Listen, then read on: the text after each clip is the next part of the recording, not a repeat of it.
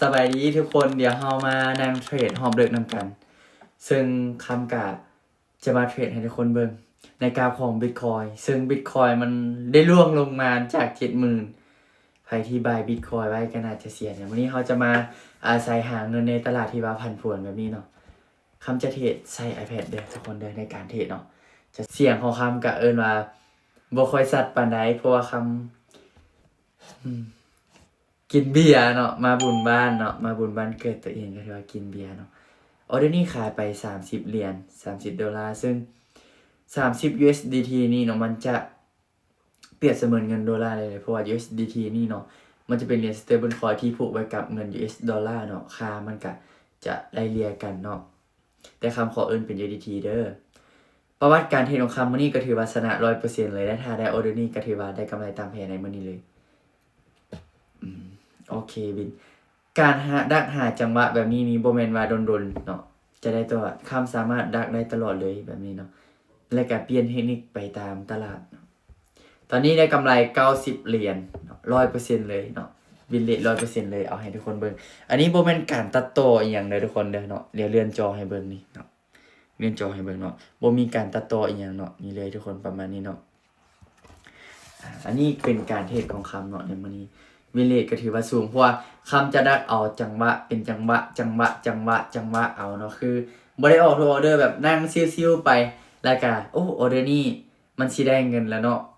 มันแม่นละคำจึงออกแต่ว่าคำก็บ่ได้หมายความว่ามันจะปิทุกออเดอร์เนาะเพราะว่าบางออเดอร์มันก็วินแน่เสียแน่แบบนี้ให้ทุกคนเข้าใจการเทรดมันก็เป็นแบบนี้แหละแต่มื้อนี้เป็นวันเสาร์คำก็บ่เข้าใจคือกันเป็นหยังมื้อนี้ตัวเองเทรดนี่ถือว่ามีแต่ได้เลย 100% เนาะปกตินี่คำเป็นคนที่เทรดเสียอยู่แล้วเป้าของคำแม่น$100เนาะต่อมื้อตอนนี้แม่นยังอีกประมาณ$10เนาะอีกประมาณหน่อยนึงก็สิได้ละมาเดี๋ยวมานำกันเลย$10นี่คำสิไปประมาณ12เด้อกำไรของเฮาที่จะได้เนาะจะได้ประมาณ11จุดป่ายนี่แหละทุกคนกำไรได้ 95% แต่ว่าขาดทุนจะขาดทุน100ซึ่งโป๊กเกอร์มันได้เปรียบอยู่แล้วการเทรดแบบนี้ออเดอร์นี้แห้งขายมาหลายเดี๋ยวคำสิตามขายไปเด้อเนาะมาเบิ่งความยากง่ายเนาะ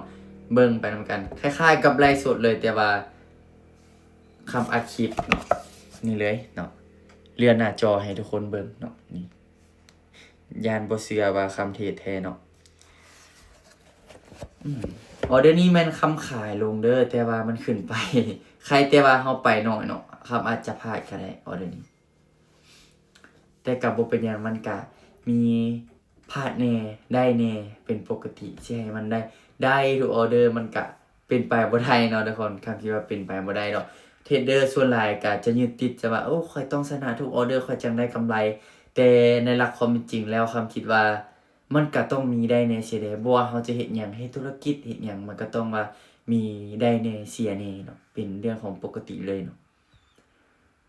สาเหตุที่คำดักขายเด้อคำเบิ่งตามแนวโน้มของมันซึ่งราคานี่เนาะจะไหลเป็นเทรนด์ขาลงเนาะแนวโน้มขาลงแฮ่งขายจะหลายก่อนซึ่งคำจะขายไปเรื่อยๆเลยอาจจะ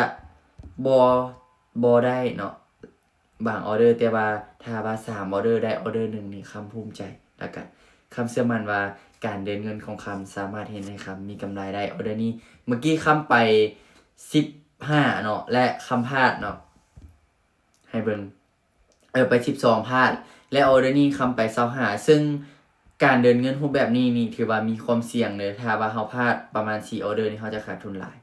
แต่ออเดอร์นี้คำได้เนาะถือว่าคำวิเคราะห์ก็ถือว่าแม่นหลายเนาะมื้อนี้ถือว่าแม่นหลายย่องตัวเองแน่เนาะได้กำไร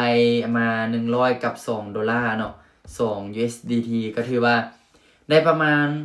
2ล้านกีบประมาณนี้ในมื้อนี้เนาะยอดวอลุ่มการเทรดก็132อัตราการชนะก็80ถือว่าพลาดแต่ไม่เดียวแล้วก็ถือว่าได้เลยเนาะคำเทรดนี่ก็เริ่มเทรดประมาณ23โมงตอนนี้ก็ประมาณ12โมงครึ่งเนาะประมาณ12โมงครึ่งคำก็สิได้เช้าเฮ็ดเวียกละเนาะให้ทุกคนเบิ่งแต่ว่าสงสัยบ่ว่าเป็นหยังคำคือมาเทรดตอนดึกแบบนี้นะย้อนว่าเทรดตลาดตอนดึกแล้วได้เทรดตลาดตอนกลางเว้นแล้วผันผวนหลายโอกาสขาดทุนมีสูงก่อนเนาะสำหรับคลิปนี้คำขอตัวลาไปก่อนพบกันใหม่คลิปหน้าบ๊ายบาย